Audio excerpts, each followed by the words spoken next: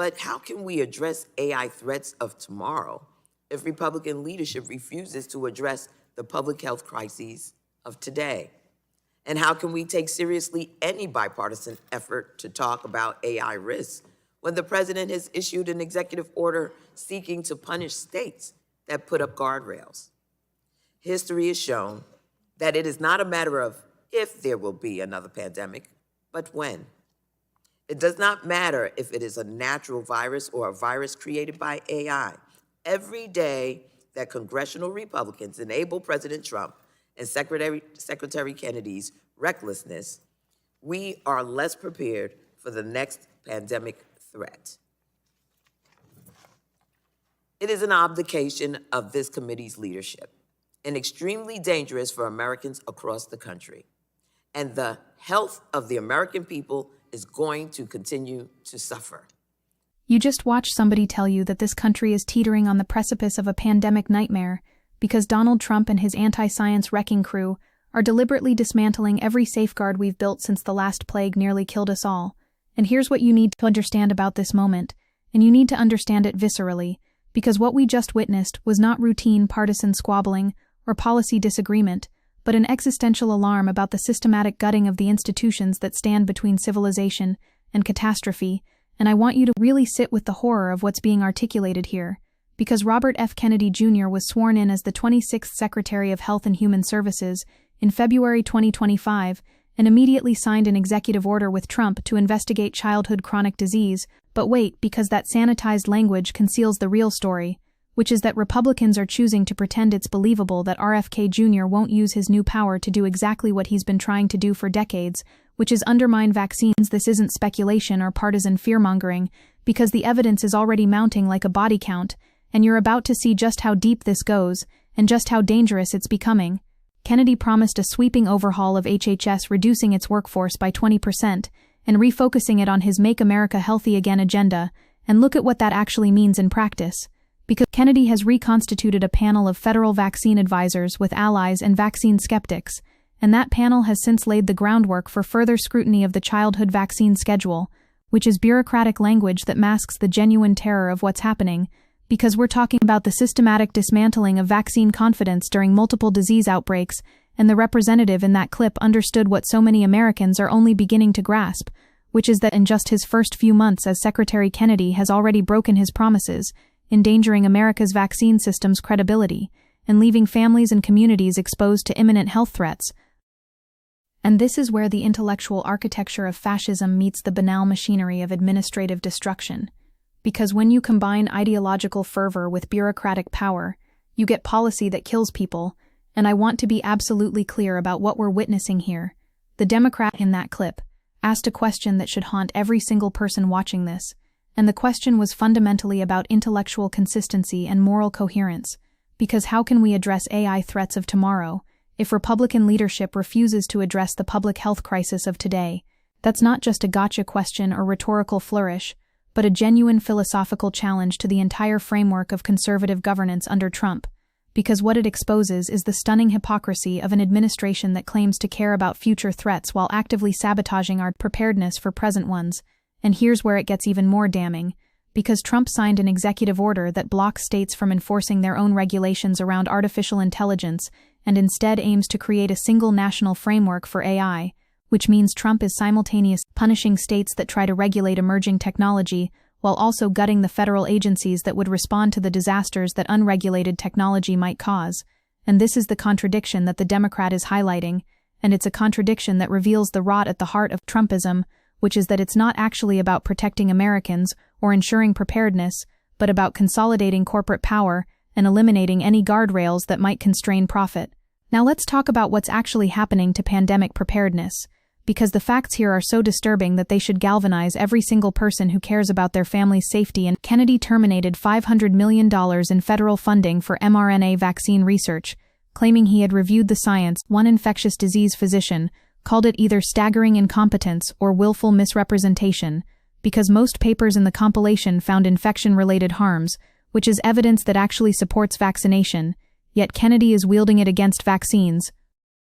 And this is the intellectual bankruptcy we're dealing with here, because Kennedy is either too incompetent to understand the research he's citing, or he's deliberately lying about it, and either possibility is terrifying when that person controls the entire federal health apparatus. And here's what makes it even worse. Because Kennedy promises safer, broader whole virus vaccines, as alternatives apparently unaware, these take 6 months minimum to update, versus weeks for mRNA, and when the next pandemic virus emerges, those extra months will translate directly into preventable deaths, which means Kennedy's ideology isn't just wrong, it's lethal. The measles outbreak that's ravaging America right now is a preview of what's coming, and as of June 2025, new measles cases in the United States have reached nearly a 20-year high. By early April, roughly 500 people in Texas were sick from measles, and 2 unvaccinated children had died, and by July, CDC data showed that 2025 had become the worst year for measles cases in the U.S.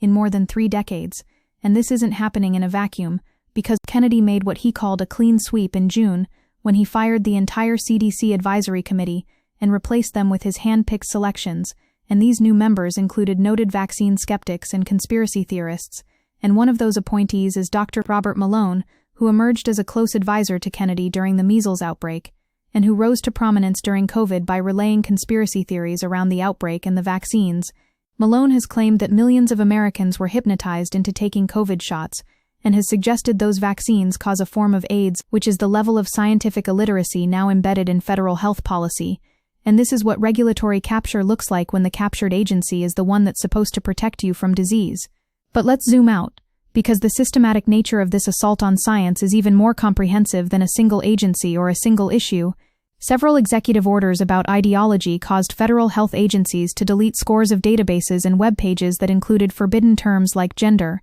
although seemingly unrelated websites on tuberculosis and natural disasters went dark as well, which tells you everything you need to know about how ideological purges work, because they always overshoot, and they always destroy more than their stated targets, and the courts have tried to stop this, but the damage compounds daily because once you destroy institutional memory and scientific capacity, you can't just flip a switch and restore it. And Kennedy altered research priorities at NIH by canceling studies on mRNA vaccines and vaccine hesitancy, as well as closing a network of centers working to prevent future pandemics. And think about the timing here, because we're less than 5 years past a pandemic that killed over 1 million Americans, and the response from the Trump administration is not to strengthen preparedness, but to dismantle it. And this is social murder, and we need to name it as such. The representative's invocation of AI-created viruses wasn't science fiction or fear-mongering, but a recognition of emerging biotechnology risks, and there's a cruel irony in the fact that Trump's AI executive order seeks to unlawfully nullify state laws enacted to govern artificial intelligence by wrongfully arguing these laws threaten U.S. global AI dominance, and directing the federal government to act against states with onerous AI laws primarily by challenging them in court and withholding federal funding, which means Trump wants federal supremacy to protect tech companies from regulation, while simultaneously gutting federal capacity to respond to the threats those same technologies might pose, and this is deregulation as death cult, because the executive order calls for an unprecedented, unconstitutional, and dangerous assertion of federal executive branch power into state and local government, and there is no existing national policy framework for AI, and creating one would be the job of Congress, not the president, and what we're watching is authoritarian power consolidation, dressed up as innovation policy. Now I want you to think about what's happening to the scientists themselves, because Susan Monterez, the former director of the CDC, warned a Senate committee that she was ousted by Kennedy over pressure to pre-approve recommendations without scientific evidence, and suggested that more children will die of vaccine-preventable illnesses, such as polio, measles, diphtheria, and whooping cough under his leadership.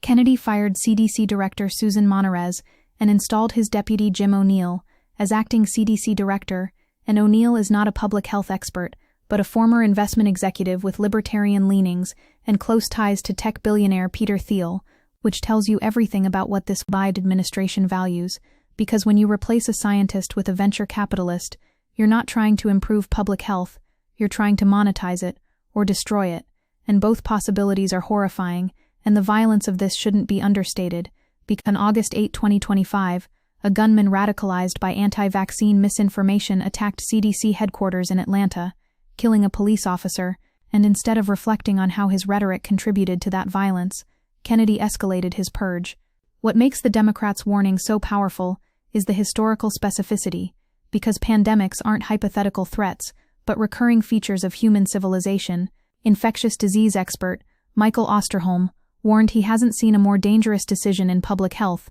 in his 50 years in the business, referring to abandoning mRNA vaccines, and older vaccine platforms would take 18 months to cover a fraction of the population. But with mRNA, the world could be protected within a year. So when Kennedy cuts mRNA research, he's not making a scientific judgment, but an ideological one, and the cost will be measured in corpses. And here's what the research shows about pandemic preparedness. Because CDC's cumulative funding for public health prevention and emergency preparedness decreased over the course of 2011 to 2020, and the Hospital Preparedness Program, which is the only source of federal funding for healthcare system readiness, exhibited consistent reductions from 2003 to 2018, which means we were already systematically defunding pandemic preparedness before COVID, and now we're accelerating that trend after COVID proved how catastrophic it is. The kicker is that Trump is doing all of this while wrapping himself in the language of science and transparency, because Kennedy said after reviewing the science and consulting top experts at NIH and FDA, HHS has determined that mRNA technology poses more risks than benefits. But this is Orwellian inversion because Kennedy isn't consulting scientists, he's consulting activists. The document he cited as evidence originated with contributions to a book called Toxic Shot, with a foreword by Senator Ron Johnson, and the lead compiler is a dentist, not an immunologist, virologist, or vaccine expert. So we're watching the corruption of language itself, because science becomes whatever politically convenient pseudoscience the administration wants to promote, and this is how authoritarian regimes operate, because they don't eliminate expertise, they just redefine it. The executive order punishing states is particularly insidious, because Trump claims U.S. AI companies must be free to innovate without cumbersome regulation, but excessive state regulation thwarts this imperative. A new Colorado law banning algorithmic discrimination may even force AI models to produce false results in order to avoid differential treatment or impact on protected groups, which is Trump literally arguing that preventing discrimination is forcing AI to lie. And this reveals the moral framework we're dealing with, which is that equality is characterized as censorship, and regulation is characterized as oppression,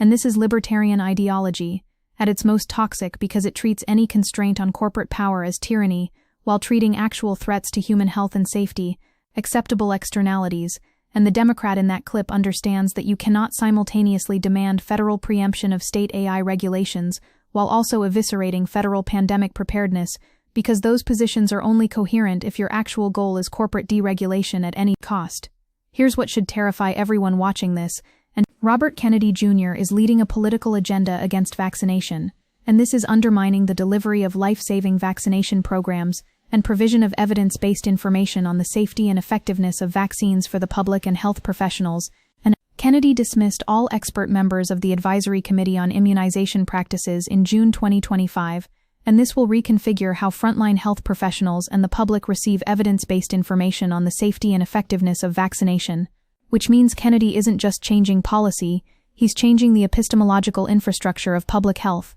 And once you destroy the mechanisms through which scientific knowledge is translated into public health action, you can't easily rebuild them. And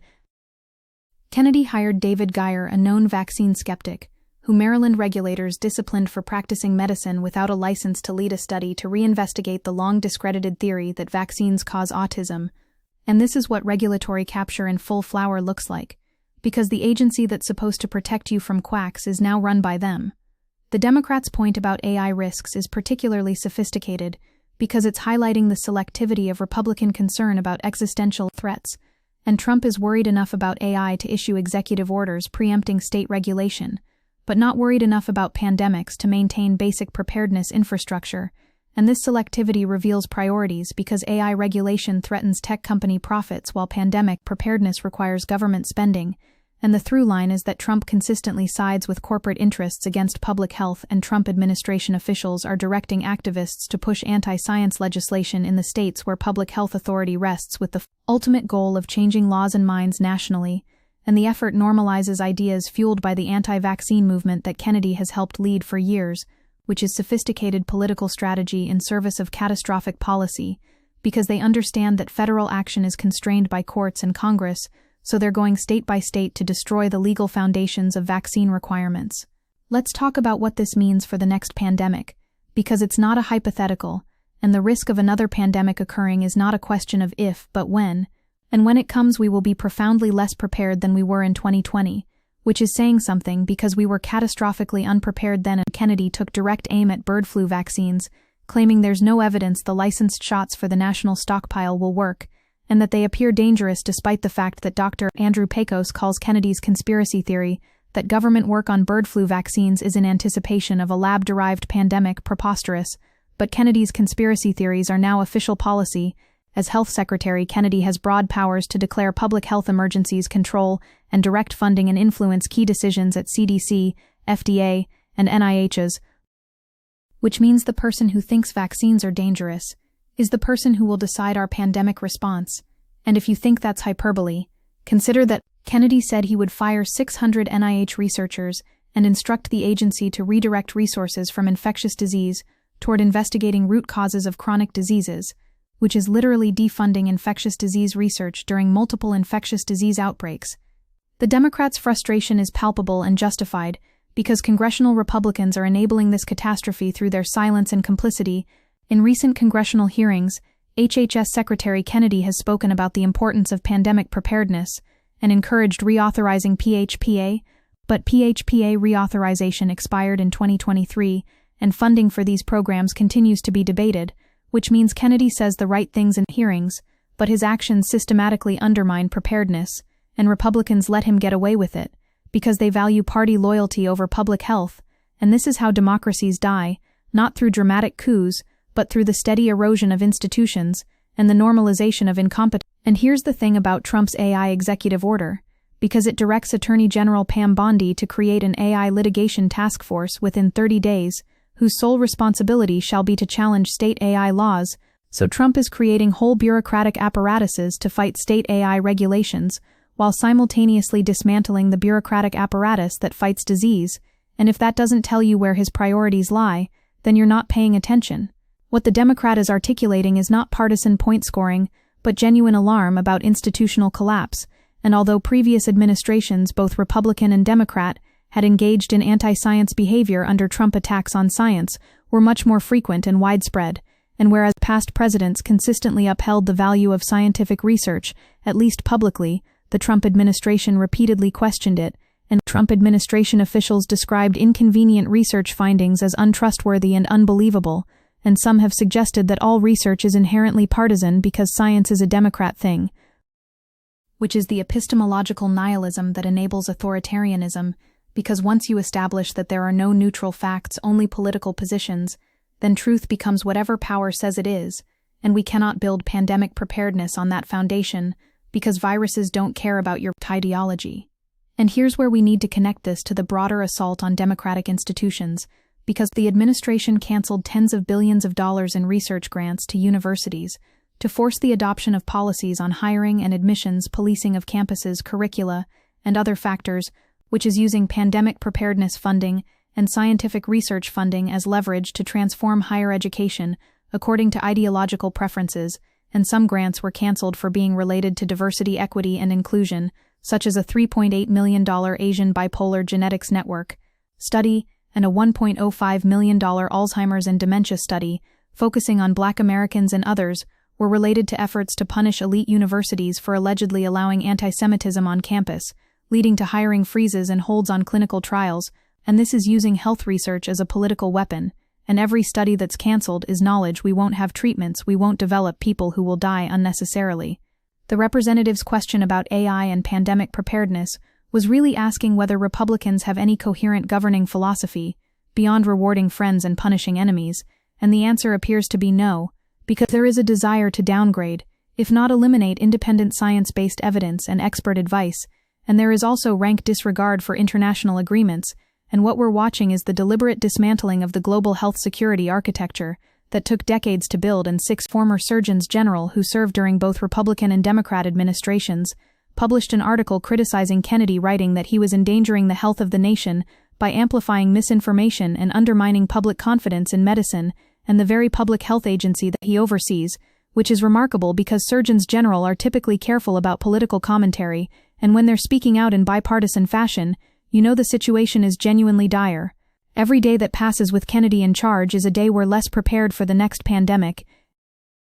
The ultimate result of Kennedy's actions could be a resurgence in vaccine-preventable infections and diseases that modern countries have almost completely eradicated, may soon return to the United States, and the current measles outbreak was likely the first shot across the bow, and we know what comes next, because history tells us that when vaccination rates fall, disease returns, and when disease returns, people die, and children die disproportionately, and the most vulnerable die first, and this is policy, as violence, and we need to name it as such, because the Trump administration through deliberate action is creating the conditions for mass death, and they're doing it while claiming to care about health and wellness, through Kennedy's Make America Healthy Again branding, which is perhaps the most cynical lie of all, because you cannot make America healthy by destroying the infrastructure that keeps America healthy. The Democrats' warning needs to be heard and amplified, because what's at stake isn't just policy differences, but the basic capacity of government to protect its citizens from existential threats. And when the next pandemic comes, and it will come, we will look back at this moment and ask how we let this happen, and the answer will be that we were warned and we did nothing, or we didn't do enough, and Republican complicity in this disaster will be remembered as one of the great moral failures of our time, because they had the power to stop Kennedy, they chose not to use it, and every child who dies of measles, every person who dies in the next pandemic, because we weren't prepared that blood is on their hands, and they know it, and they don't care, and that's what makes this moment so terrifying, because we're not dealing with people who are wrong, but well-intentioned, we're dealing with people who value ideology and power more than human life, and that is the definition of evil.